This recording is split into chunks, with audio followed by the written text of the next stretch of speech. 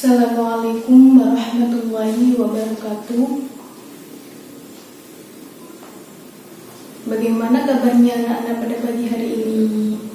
Alhamdulillah, semoga tetap dalam lindungan Allah SWT.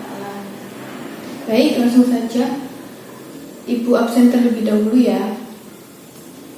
Yang pertama, Ahmad Nur Shodiq Febrianto, Muhammad Iqbaul Walidaini, Syifaul Afidah, Dina Imania, Ananda Naufal Yahya, Muhammad Zulfan Al-Faizun, Anissa Putri Ayu. Baik, semuanya sudah terabsen ya. Yang hadir 5 anak, yang izin 2 anak ya. Baik, sebelum pelajaran pada pagi hari ini dimulai, mari kita membaca Al-Fatihah terlebih dahulu. Semoga tetap berjalan dengan lancar. Amin. Al-Fatihah.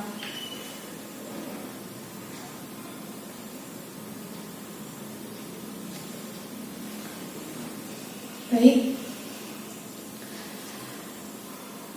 Pagi hari ini akan menjelaskan tentang materi Bani Abbasiyah 750 sampai 1258 Masehi ya. Materi yang kemarin, apa ada yang masih ditanyakan? Alhamdulillah udah paham semuanya ya, berarti nggak ada. Baik, langsung saja. Sekarang saya jelaskan materi tentang Bani Abbasiyah tahun 750 sampai 1258 Masehi. Baik, yang pertama adalah latar belakang Bani Abbasiyah. Daulah Abbasiyah dinisbahkan kepada Al-Abbas ibn Abdul Al-Muttalib, paman Nabi Muhammad SAW. Pendiri kerajaan Abbasiyah ini adalah Abu Al-Abbas yang dikenal dengan gelar Al-Sofa. Pada hakikatnya latar belakang berdirinya Abbasiyah ini yaitu sangat erat dengan kaitannya dengan gerakan oposisi yang dilancarkan oleh Syiah terhadap pemerintahan Bani Umayyah karena telah mendiskreditkan mereka dari masyarakat umum. Daulah Abbasiyah ini berkuasa sejak 132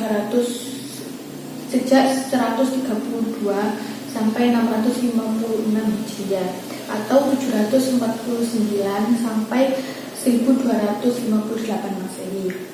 Dalam kekuasaan yang cukup panjang tersebut banyak terjadi perkembangan kebudayaan dan peradaban Islam pada pemerintahan Daulah Abbasiyah dalam bidang sosial, budaya, politik, pemerintahan, ekonomi, hukum, pendidikan, kesenian, dan dalam bidang pembangunan, serta perkembangan ilmu pengetahuan dan tokoh-tokoh keilmuan Islam lainnya. Daulah Abbasiyah ini mengalami kemunduran setelah masuknya pemberontakan keruntuhan dinasti Abbasiyah disebabkan penyerangan bangsa Mongol. Lanjut, penjelasan selanjutnya yaitu perkembangan kebudayaan dan peradaban Islam pada masa Daulah Abbasiyah. Yang pertama adalah bidang sosial budaya. Yang kedua bidang politik dan pemerintahan. Yang ketiga bidang ekonomi. Yang keempat bidang hukum. Yang kelima bidang kesenian, yang keenam bidang pendidikan, dan yang terakhir adalah bidang pembangunan fisik. Lanjut, penjelasan selanjutnya adalah hikmah dari perkembangan kebudayaan dan peradaban masa Daulah Abbasiyah. Itu sebenarnya ada beberapa hikmah, tapi ini saya jelaskan yang umumnya, pada umumnya aja ya. Yang pertama itu adalah menyadari umat Islam dari ketinggalannya dan mencari penyebab kehilangan dan kemajuan. Yang kedua, untuk mencapai kebahagiaan dunia dan akhirat, seharusnya kita dalam melaksanakan segala sesuatu harus bersumber dari Al-Quran dan hadis. Dan yang terakhir, dengan mempelajari perkembangan kebudayaan itu ini bisa diketahui khalifah yang berpedoman kepada Al-Quran sehingga memuai puncak kejayaan. Itu adalah hikmah dari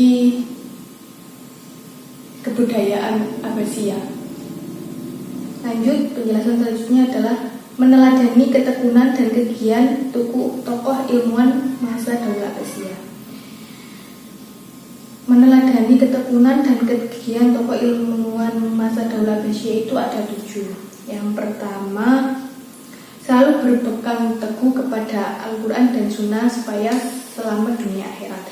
Yang kedua, seorang muslim itu harus mengindahkan anjuran Nabi agar menuntut ilmu dari kanak-kanak hingga meninggal. Yang ketiga, mengedepankan kerjasama dengan orang lain. Yang keempat, sering memberi bantuan yang disandari iman dan takwa. Dan yang kelima, selalu berbuat kebaikan dan tidak berbuat kerusakan. Yang keenam, selalu tekun meneladani ilmu sehingga menjadi bermanfaat bagi orang lain. Dan yang terakhir, tidak sombong dengan ilmu karena masih ada yang lebih, yaitu Allah Subhanahu wa Ta'ala. Baik, penjelasan selanjutnya yaitu faktor internal dan faktor eksternal penyebab mundurnya Daulah Abbasiyah. Ada yang tahu faktor internal itu apa dan faktor eksternal itu apa? Baik, kalau faktor internal itu faktor dari dalam, maksudnya dari dalam kebudayaan Abbasiyah itu.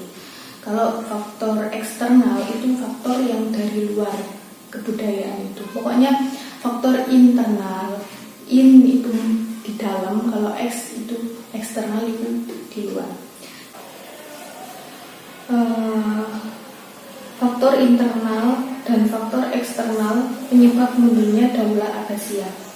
Yang pertama yaitu faktor internal.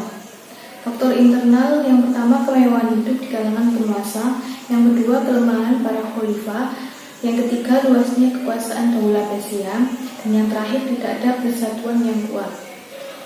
Dan yang kedua adalah faktor eksternal dari penyebab mundurnya Daulah Abbasiyah.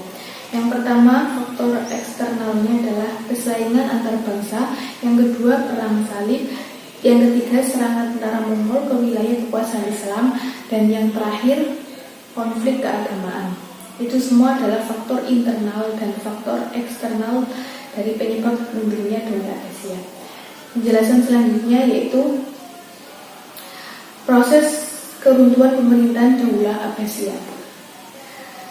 Prosesnya itu di samping itu sejak kemunculan dinasti Abbasiyah mengalami kelemahan karena konflik yang ada. Hulaguhan dengan pasukannya menyerbu ke dalam kota Baghdad selama 40 hari berlangsung rebut rampas, pembakaran, pembunuhan, misalnya terhadap seluruh penduduk secara membabi buta dengan sangat kejamnya. Khalifah yang mustahim pun dibunuh, rumah-rumah ibadah dan perpustakaan diobrak-abrik, dan berakhirlah dinasti Abbasiyah. Itu tadi adalah proses keruntuhan pemerintahan Daulah Abbasiyah. Selanjutnya adalah kesimpulan dari semua materi tadi yang saya jelaskan itu sebagai berikut. Yang pertama, puncak perkembangan dinasti Abbasiyah tidak seluruhnya berawal dari kreativitas penguasa Bani Abbasiyah itu sendiri. Sebagian di antaranya sudah mulai dari awal kebangkitan Islam. Lembaga pendidikan sudah berkembang, namun lembaga-lembaga ini kemudian berkembang pada masa pemerintahan Bani Daulah Abbasiyah. Dengan berdirinya perpustakaan dan akademi selain itu, perkembangan pemerintahan dinasti Abbasiyah yaitu kemajuan dalam bidang sosial budaya, seni bangunan dan arsitektur masjid, seni bangunan kota, perkembangan dan kemajuan bahasa sastra, perkembangan puisi, perkembangan prosa, perkembangan seni, musik, serta kemajuan Bani Abbasiyah dalam ilmu pengetahuan. Dan yang kedua, kesimpulannya adalah pada beberapa dekade terakhir, Daulah Abbasiyah mulai mengalami kemunduran hidup, terutama dalam bidang politiknya. Dikarenakan kehancuran dari Daulah Abbasiyah itu ada dua faktor yang menyebabkan, dari faktor intern dan faktor ekstern. Dari faktor intern adalah kemewahan hidup di kalangan penguasa, perebutan kekuasaan keluarga Bani Abbasiyah, konflik keagamaan, luasnya wilayah kekuasaan. Dan faktor eksternnya adalah persaingan antar bangsa, konflik agama, perang salib, dan penyerbuan bangsa Mongol dan jatuhnya kota Baghdad. Itu semua adalah kesimpulan dari materi yang saya jelaskan tadi. Baik, di sini ada yang ditanyakan? Tidak ada ya. Baik, sampai sini saja pertemuan pada pagi hari ini. Kalau mungkin ada yang mau ditanyakan di pertemuan selanjutnya. Kurang lebihnya dari saya. Wassalamualaikum warahmatullahi wabarakatuh.